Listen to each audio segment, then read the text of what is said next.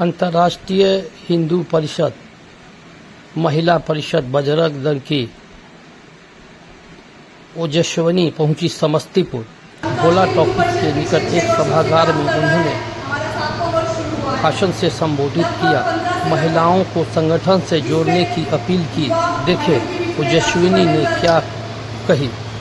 Report Gopal Prasad, ESPN live, Samastipur, Bihar. युवा बहनों के बीच में ओजस्विनी, छात्रों के बीच में राष्ट्रीय छात्र परिषद और देश भर में जितना भी हिंदू है उसकी मदद के लिए हिंदू हेल्पलाइन, इंडिया हेल्पलाइन, राष्ट्रीय किसान परिषद, राष्ट्रीय मजदूर परिषद और हर व्यक्ति को वकील मिल सके जो झूठे आरोपों में हमारे हिंदू योद्धा जेल में जाते हैं उनको हम बाहर निकाल सके, ऐसे उनकी मदद करने के लिए हिंदू एडवोकेट्स फोरम, ऐसे लगभग हमारे ये 17 से 18 संगठन काम करते हैं जिनको मिलाकर एक अंतर्राष्ट्रीय हिंदू परिषद बनता है।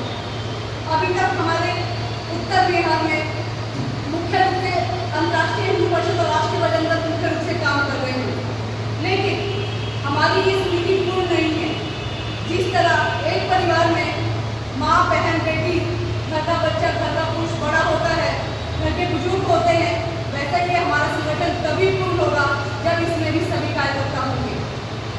30 साल के बच्चे से लेकर 80 साल का बुजुर्ग और उससे भी ऊपर जिन्हें लगता है कि मैं काम कर सकता हूँ वो इसमें काम कर सकते हैं।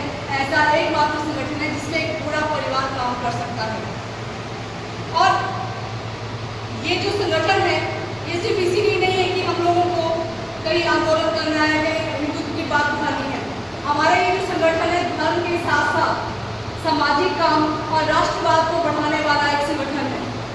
हमें सिर्फ हनुमान चालीसा केंद्र जो कि हमारी काम की गति को बढ़ाने के लिए, हमारे काम की शुरुआत को करने के लिए हमें एक केंद्र के रूप में दिया गया है, वो कहीं ना कहीं हमें अपने समाज के लोगों के बीच में ले जाने का एक बहुत बड़ा एक हमारा माध्यम है। इसलिए केंद्र से इस बार की जो 6 महीने की योजना है, पहले मैं वो कहूँगी, फिर मैं बहनों के विषय पे आऊँगी। माननीय प्रवीण भाई तोगड़िया जी जिनके निर्देशन में हम लोग सभी काम कर, तो अगली जो केंद्र की बैठक हमारी होने जा रही है वो प्रयागराज महाकुंभ में होने जा रही है। उस पवित्र भूमि में हम लोग प्रयागराज में महाकुंभ के अवसर पर मिलने वाले हैं। तो जो भी पदाधिकारी, जो भी अपना कार्यकर्ता, जिसे भी लगता है कि मैं तन के साथ काम कर सकता हूँ, समय दे सकता हूँ, वैसे जिसे लगता है कि मैं मानसिक रूप से साथ में हूँ, तो जो हम काम करते हैं उसको वो बढ़ावा दे, हम कुछ पोस्ट करते हैं उसको शेयर करें, कोई हमारी बुराई करता है उनके सामने हमारा पक्ष रखे, मानसिक रूप से भी हमारा साथ दे और जो धन के रूप में भी। और कुछ कार्यकर्ता ऐसे हैं जो तन, मन, धन तीनों से काम करते हैं।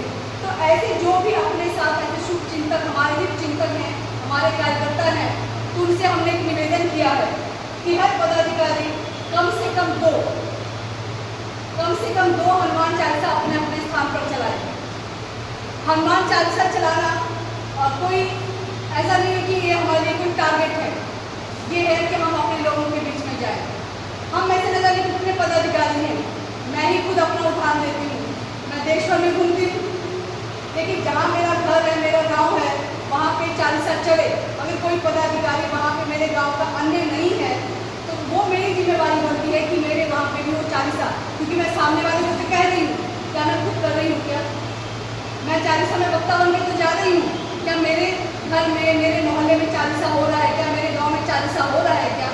अगर हम पदाधिकारी अगर ये सोच लेते हैं तो जो हमने लक्ष्य लिया है कि 1 लाख चालीसा हम लोग आने वाले 6 महीने में करेंगे। अभी हमारी जो संख्या है 13,000 के लगभग चालीसा पूरे देश में निरंतर चल रहे हैं, कुछ छूट रहे हैं, कुछ कम हो रहे हैं, कभी नहीं चल रहा है।